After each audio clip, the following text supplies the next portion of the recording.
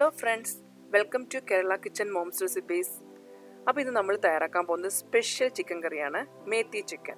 ഇത് ചപ്പാത്തിയുടെ കൂടെയും നാനിൻ്റെ കൂടെയും ബ്രെഡിൻ്റെ കൂടെയൊക്കെ കഴിക്കാൻ പറ്റിയ നല്ലൊരു ചിക്കൻ കറിയാണ്. അപ്പോൾ ഇതിനാവശ്യമുള്ള സാധനങ്ങൾ എന്തൊക്കെയാണെന്ന് നോക്കാം.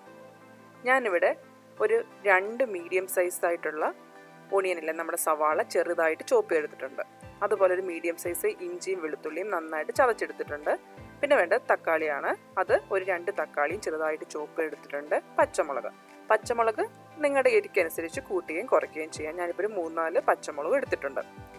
ആദ്യം തന്നെ നമുക്ക് ചിക്കൻ നന്നായിട്ട് വാഷ് ചെയ്ത് എടുത്ത് വെക്കണം. ഇത് ഞാൻ ചെറിയൊരു അതായത് ഒരു കിലോയുടെ ഒരു ചിക്കനാണ് എടുത്തിരിക്കുന്നത്. അത് ഇതുപോലെ വലിയ പീസായിട്ടല്ല കട്ട് ചെയ്തേക്കുന്നത്, എന്നാൽ ചെറിയ പീസുമല്ല. അതിൻ്റെ മീഡിയം ഒരു സൈസിലാണ് ഞാൻ ചിക്കൻ ഇവിടെ കട്ട് ചെയ്തെടുത്തിരിക്കുന്നത്. അത് നന്നായിട്ട് വാഷ് ചെയ്ത് ഞാൻ വെള്ളമൊക്കെ വാരാൻ വേണ്ടി എടുത്തു വെച്ചിരിക്കുന്നതാണ്. അപ്പോൾ ഇനി അടുത്തായിട്ട് നമുക്ക് വേണ്ടത് തേങ്ങാപ്പാലാണ്. തേങ്ങാപ്പാൽ അല്ലെങ്കിൽ നിങ്ങൾക്ക് ക്രീം, അതായത് നമുക്ക് കുക്കിംഗ് ക്രീം ഉണ്ട്, അതായാലും യൂസ് ചെയ്യാം. ഞാനിപ്പോൾ എടുത്തിരിക്കുന്ന തേങ്ങാപ്പാലാണ്, വാങ്ങാൻ കിട്ടുന്ന തേങ്ങാപ്പാലുണ്ടല്ലോ അതാണ്. അതുകൊണ്ട് ഇതിന് നല്ലൊരു കട്ടിയുണ്ട്. അതിൻ്റെ ഒരു 1/2 കപ്പ് തേങ്ങാപ്പാലാണ് ഞാൻ ഇവിടെ എടുത്തിരിക്കുന്നത്. അടുത്തായിട്ട് നമുക്ക് വേണ്ടത് നമ്മുടെ സ്പെഷ്യൽ ഇൻഗ്രീഡിയൻസ് ആയ മേത്തി ലീവ്സ് ഉണ്ടല്ലോ, അതായത് കസ്തൂരി മേത്തിയാണ്. അതായത് നമ്മുടെ ഉലുവ ഇല ഉണക്കി എടുത്തിട്ടുള്ളതാണ് ഈ കസ്തൂരി മേത്തി. അത് നമുക്ക് ഒരു 2 ടേബിൾ സ്പൂൺ ആവശ്യമുണ്ട്. അപ്പോൾ ആദ്യം തന്നെ നമുക്ക് ഒരു കുക്കർ അടുപ്പത്ത് വെച്ച് ചൂടാക്കാം. കുക്കർ ഏത് പാത്രമായാലും മതി. ഞാനിപ്പോൾ ഒരു പഴയ കുക്കർ നന്നായിട്ട് ചൂടാക്കി എടുത്തിട്ടുണ്ട്. ഇനി അതിനകത്തേക്ക് നമുക്ക് കുറച്ച് വെജിറ്റബിൾ ഓയിൽ ഒഴിച്ചു കൊടുക്കാം. ഏത് ഓയിൽ വേണം നിങ്ങൾക്ക് ഒഴിക്കാം, പക്ഷേ വെളിച്ചെണ്ണ ഒഴിച്ചു കൊടുക്കണ്ട. വെളിച്ചെണ്ണയ്ക്ക് വേറെ ടേസ്റ്റാണ്, നമ്മുടെ നാടൻ ചിക്കൻ കറി ടേസ്റ്റ് ആയിപ്പോകത്തില്ലേ. അപ്പോൾ നിങ്ങൾ വെജിറ്റബിൾ ഓയിൽ ഒഴിച്ചു കൊടുത്താൽ മതി. അപ്പോൾ വെജിറ്റബിൾ ഓയിൽ നന്നായിട്ട് ചൂടായി വരുമ്പോഴത്തേക്ക് നമ്മൾ അരിഞ്ഞു വെച്ചിരുന്ന ആ സവാള അതിനകത്തേക്ക് ഇട്ട് കൊടുക്കാം. അപ്പോൾ നമുക്കിനി സവാള നല്ലതുപോലെ ഒന്ന് വഴറ്റിയെടുക്കാം. അപ്പോൾ സവാള പെട്ടെന്ന് വഴന്ന് കിട്ടാൻ വേണ്ടി കുറച്ച് ഉപ്പ് കൂടെ ആഡ് ചെയ്താൽ മതി. അപ്പോൾ പെട്ടെന്ന് തന്നെ നമ്മുടെ സവാളയുടെ നിറമൊക്കെ മാറി ഒരു ചെറിയൊരു ഗോൾഡൻ ബ്രൗൺ നിറത്തിലേക്ക് പെട്ടെന്ന് തന്നെ മാറിക്കിട്ടും. അപ്പോൾ ഇതൊരു ടിപ്സാണ്. ഉപ്പിട്ട് കൊടുത്തതിന് ശേഷം നമുക്ക് നമ്മുടെ സവാള നന്നായിട്ട് വഴറ്റിയെടുക്കാം. ഇപ്പം നമ്മുടെ സവാള നന്നായിട്ട് വഴന്നിട്ടുണ്ട്, ഒരു ചെറിയ ബ്രൗൺ നിറത്തിലേക്ക് മാറിയിട്ടുണ്ട്. ഇനി നമുക്ക് എടുത്തു വെച്ചിരിക്കുന്ന ഇഞ്ചിയും വെളുത്തുള്ളിയും ചതച്ചത്, ഇത് നല്ല പേസ്റ്റ് പോലെയല്ല ഞാൻ അരച്ചേക്കുന്നത്, ജസ്റ്റ് ഒന്ന് ചതച്ചെടുക്കുക മാത്രമേ ചെയ്തിട്ടുള്ളൂ. അപ്പോൾ അത് നമുക്കിതിനകത്തേക്ക് ഇട്ട് കൊടുക്കാം. ഇട്ട് കൊടുത്തിട്ട് ആ ഇഞ്ചിയുടെ പച്ചമുളകല്ല ഇഞ്ചിയും വെളുത്തുള്ളിയും അതിൻ്റെ ആ പച്ചമണം മാറുന്നിടം വരെ നമുക്കൊന്ന് വഴറ്റിയെടുക്കാം. അപ്പോൾ നല്ലതായിട്ട് നമുക്ക് ആടി ചേർത്ത് തന്നെ ഇളക്കണം. കാരണം അല്ലെങ്കിൽ ചിലപ്പം ഈ ഇഞ്ചിയും വെളുത്തുള്ളിയും ഈ അടിയിൽ പറ്റി പിടിക്കാനുള്ള ചാൻസ് ഉണ്ട്. അപ്പോൾ നമുക്ക് നല്ലതുപോലെ ഇളക്കി അതിൻ്റെ പച്ചമണം ഒന്ന് മാറ്റിയെടുക്കാം. ഇനി നമുക്ക് ചേർക്കാനുള്ളത് തക്കാളിക്കാണ്. അപ്പോൾ നമ്മൾ നേരത്തെ അരിഞ്ഞു വെച്ചിരിക്കുന്ന അത് 2 മീഡിയം സൈസ് തക്കാളിപ്പഴം അത് നമുക്കിതിനകത്തേക്ക് ഇട്ട് കൊടുക്കാം. അതിനുശേഷം നല്ലതുപോലെ നമുക്ക് ആ തക്കാളി നല്ലതുപോലെ നമുക്കൊന്ന് വഴറ്റിയെടുക്കാം.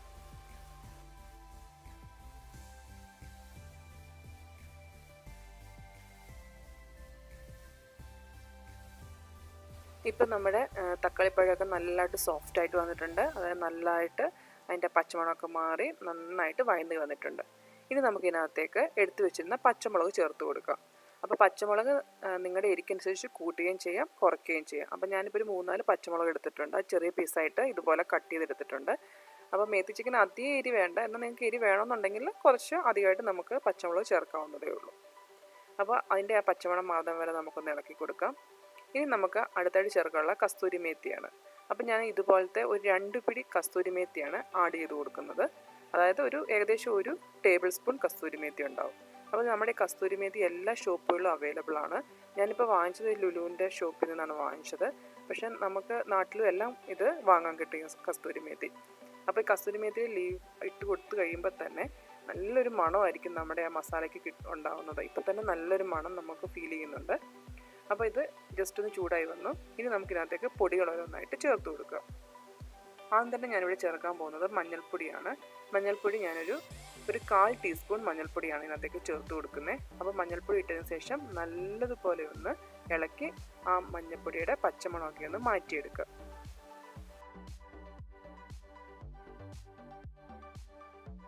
ഇപ്പം മഞ്ഞൾപ്പൊടിയുടെ പച്ചമണമൊക്കെ മാറിയിട്ടുണ്ട്. ഇനി നമുക്കിതിനകത്തേക്ക് ഗരം മസാല ചേർത്ത് കൊടുക്കാം. ഏകദേശം ഒരു 1/2 ടീസ്പൂൺ ഗരം മസാലയാണ് ഞാൻ അതിനകത്തേക്ക് ഇട്ട് കൊടുത്തിരിക്കുന്നത്. അത് നമുക്ക് നല്ലതുപോലെ ഇളക്കി അതിൻ്റെ ആ പച്ചമണമൊക്കെ ഒന്ന് മാറ്റിയെടുക്കാം. ഇനി അടുത്തായിട്ട് നമുക്ക് ചേർക്കാനുള്ള പൊടി എന്ന് പറയുന്നത് മല്ലിപ്പൊടിയാണ്. അത് ഞാനൊരു 2 ടീസ്പൂൺ മല്ലിപ്പൊടിയാണ് ഇതിനകത്തേക്ക് ഇട്ട് കൊടുക്കുന്നത്. അപ്പം മല്ലിപ്പൊടി ഇട്ടതിന് ശേഷം നല്ലതുപോലെ ഇളക്കി അതിൻ്റെ പച്ചമണമൊക്കെ മാറ്റിയെടുക്കാം. അപ്പോൾ നമ്മൾ ഈ പൊടികളൊക്കെ ഇടുന്ന സമയത്ത് തീ എപ്പോഴും സിമ്മിലായിരിക്കാൻ വേണ്ടി പ്രത്യേകം ശ്രദ്ധിക്കണം, അല്ലെങ്കിൽ പൊടികളൊക്കെ പെട്ടെന്ന് കരിഞ്ഞു പോകും. അപ്പോൾ ഇപ്പോൾ നമ്മുടെ മസാല കൂട്ടുകളെല്ലാം ഇട്ട് കൊടുത്തിട്ടുണ്ട്. ഇനി നമുക്കിതിനകത്തേക്ക് നമ്മൾ എടുത്ത് വെച്ചിരിക്കുന്ന ചിക്കൻ ആഡ് ചെയ്ത് കൊടുക്കുക. അപ്പോൾ ഈ ചിക്കൻ ഞാൻ മാരിനേറ്റ് ഒന്നും ചെയ്യുന്നില്ല. അപ്പോൾ ഇത് ഞാൻ വളരെ ഈസി ആയിട്ട് വെയിലുണ്ടാക്കാൻ പറ്റുന്ന ഒരു ചിക്കൻ കറിയാണ് കാണിച്ചു തരുന്നത്. ജസ്റ്റ് നമ്മൾ ചിക്കൻ ഡയറക്റ്റ് തന്നെ ഈ മസാലയ്ക്കകത്തേക്ക് ചേർക്കുകയാണ്. അപ്പോൾ ഈ നമ്മൾ തയ്യാറാക്കി മസാലയ്ക്കകത്ത് തന്നെ ചിക്കൻ കിടന്ന് ആ മസാല വേണം നമ്മുടെ ചിക്കനകത്തേക്ക് പിടിക്കാൻ വേണ്ടി. അതുകൊണ്ട് ഞാൻ സെപ്പറേറ്റ് ചിക്കൻ മാരിനേറ്റ് ഒന്നും ചെയ്യുന്നില്ല. അപ്പോൾ ഇനി നമുക്ക് ആവശ്യത്തിനുള്ള ഉപ്പൂടെ ചേർത്ത് കൊടുത്തതിന് ശേഷം നല്ലതുപോലെ നമുക്കൊന്ന് ഇളക്കിയെടുക്കാം. അപ്പോൾ ഇതിനകത്തേക്ക് ഞാൻ വെള്ളമൊന്നും ചേർക്കുന്നില്ല. ഈ ബ്രോയിലർ ചിക്കൻ അത് കാരണം അതിനകത്ത് തന്നെ വെള്ളം നന്നായിട്ട് ഇറങ്ങി വരും. അല്ല നാട്ടിലെ നാടൻ കോഴിയൊക്കെ ആണെങ്കിൽ ഒരു ശകലം വെള്ളം ചേർത്ത് കൊടുക്കുന്നത് നല്ലതായിരിക്കും. അതിനകത്ത് അത്രയും വെള്ളം ഉണ്ടാവത്തില്ല. എപ്പോഴും നമ്മൾ ചിക്കൻ കറി വയ്ക്കുമ്പോൾ വെള്ളം ഒഴിച്ചു കൊടുക്കേണ്ട കാര്യം തന്നെ ഇല്ല. ചിക്കനകത്തുള്ള വെള്ളം അത് നന്നായിട്ട് ഇറങ്ങി വരും. അപ്പോൾ ഇപ്പോൾ ഞാനിപ്പോൾ ചിക്കൻ ഇട്ട് കൊടുത്തതിന് ശേഷം ആ മസാലക്കൂട്ട്, അത് നമ്മളിപ്പോൾ തയ്യാറാക്കിയ മസാലക്കൂട്ട് എല്ലാ ഭാഗത്തേക്കും പിടിക്കത്തക്ക വിധത്തിൽ നന്നായിട്ട് ഇളക്കി കൊടുത്തിട്ടുണ്ട്. ഉപ്പ് നിങ്ങൾ ആവശ്യത്തിനനുസരിച്ച് ഉപ്പ് നോക്കിയതിന് ശേഷം മാത്രം ഇട്ട് കൊടുക്കുക. ഇനി നമുക്കിത് അടച്ചു വെച്ച് ജസ്റ്റ് ഒന്ന് വേവിച്ചെടുക്കാം. അതുപോലെ തന്നെ നമ്മുടെ ഈ ചിക്കൻ ഒരു 3 തൊട്ട് 4 വിസിലിൻ്റെ ആവശ്യമേ ഉള്ളൂ. അപ്പോഴത്തേക്കും നന്നായിട്ട് വെന്തിട്ടുണ്ടായിരിക്കും. അപ്പോൾ നമുക്കത് അടച്ചു വെച്ച് ഒരു 4 വിസിൽ കേൾക്കുന്നിടം വരെ നമുക്കിത് കുക്ക് ചെയ്തെടുക്കാം.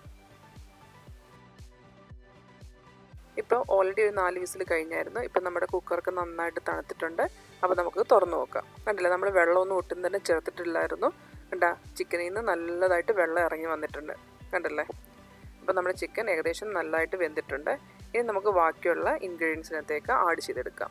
അപ്പോൾ ജസ്റ്റ് ഒന്ന് ഇളക്കി ഇതുപോലെ ഒന്ന് വെള്ളവും മസാലയും ഒന്നുകൂടെ ഒന്ന് എല്ലാ ഭാഗത്തേക്കും കിട്ടുന്ന ഇളക്കി കൊടുക്കാം. ഇനി നമുക്ക് ബാക്കിയുള്ള ഇൻഗ്രീഡിയൻസിനകത്തേക്ക് ആഡ് ചെയ്ത് കൊടുക്കാം.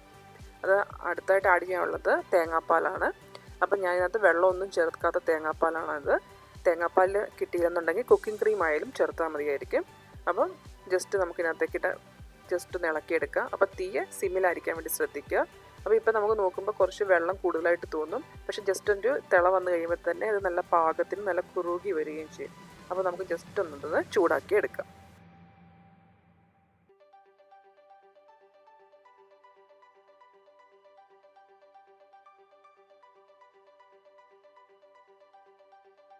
ഇപ്പം നമ്മുടെ തേങ്ങാപ്പാൽ ഒഴിച്ചതിന് ശേഷം ജസ്റ്റ് ഒന്ന് ചൂടായി വന്നിട്ടുണ്ട്. അധികം അങ്ങ് തിളപ്പിക്കരുത്, അങ്ങ് തേങ്ങാപ്പാൽ പിരിഞ്ഞു പോകാനുള്ള ചാൻസ് ഉണ്ട്.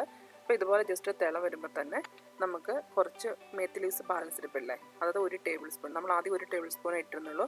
ബാലൻസ് ഉള്ള 1 ടേബിൾ സ്പൂൺ മേത്തി ലീവ്സ് നമുക്ക് മുകളിലേക്ക് ജസ്റ്റ് ഇതുപോലെ ഒന്ന് വിതറി കൊടുക്കാം. അതിനുശേഷം നന്നായിട്ടൊന്ന് ഇളക്കി പാത്രം ഒന്ന് അടച്ചു വെക്കാം. ഈ സമയത്ത് നമ്മുടെ തീയെ ഓഫ് ചെയ്യുകയും ചെയ്യാം. അപ്പോൾ അധിക നേരം നമ്മുടെ ഈ തേങ്ങാപ്പാലിൽ കിടന്ന് തിളയ്ക്കുമ്പോൾ ചിലപ്പോൾ ഇത് പിരിഞ്ഞു പോകാനുള്ള ചാൻസ് ഉണ്ട്. അപ്പോൾ ഈ സമയത്ത് നമുക്ക് മേത്തി ലീവ്സ് ഇട്ട് കൊടുക്കാം. അതിനുശേഷം തീ ഓഫ് ചെയ്തതിന് ശേഷം ഈ കുക്കർ നമുക്കൊന്ന് അടച്ചു വയ്ക്കാം. അപ്പോൾ ആ കുക്കറിനകത്തുള്ള ആവിയിൽ കിടന്ന് നല്ലൊരു മേത്തി ലീവ്സിൻ്റെ ഫ്ലേവറൊക്കെ നമ്മുടെ കറിയിലേക്ക് ഒന്നുകൂടെ കിട്ടുകയും ചെയ്യും. അപ്പോൾ ഇത്രയേ ഉള്ളൂ. വളരെ എളുപ്പമാണ് നമുക്ക് ഈ മേത്തി ചിക്കൻ ഉണ്ടാക്കാൻ. ആക്ച്വലി മേത്തി ചിക്കൻ ഉണ്ടാക്കുമ്പോൾ വേറെ കുറേ സ്റ്റെപ്പുകളൊക്കെ ഉണ്ട്. ഇത് വളരെ ഈസി ആയിട്ട് ഉണ്ടാക്കാൻ പറ്റുന്ന ഒരു മേത്തി ചിക്കനാണ്. നല്ലൊരു ടേസ്റ്റാണ്. നമുക്ക് ചപ്പാത്തിയുടെ കഴിക്കാൻ പറ്റിയ നല്ലൊരു കിടിലൻ കോമ്പിനേഷനാണിത്. അതുപോലെ തന്നെ അപ്പമില്ലേ, അപ്പമൊക്കെ ഉണ്ടാക്കുമ്പോൾ നമുക്ക് ഇത് ഒരു പ്രത്യേക ഒരു ടേസ്റ്റ് ആയിരിക്കും അപ്പത്തിൻ്റെ കൂടെ ഈ മേത്തി ചിക്കൻ കഴിക്കാൻ. അപ്പം ഇത്രയേ ഉള്ളൂ. വളരെ എളുപ്പമാണ്. നിങ്ങളൊക്കെ ഒന്ന് ട്രൈ ചെയ്ത് നോക്കുക. ഇഷ്ടപ്പെട്ടെങ്കിൽ അഭിപ്രായം പറയാം. അപ്പോൾ ഇതുപോലത്തെ പുതിയ റെസിപ്പിയായിട്ട് നമുക്ക് വീണ്ടും കാണാം. അതുവരേക്കും ബൈ.